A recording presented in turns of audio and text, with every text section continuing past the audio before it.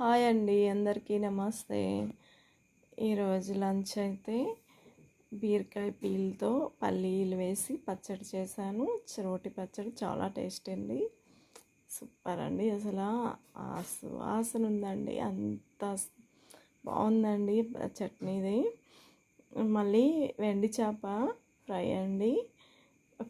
అంటే ఫ్రూట్స్ ఉన్నాయండి, ఇవి తీసుకున్నాను.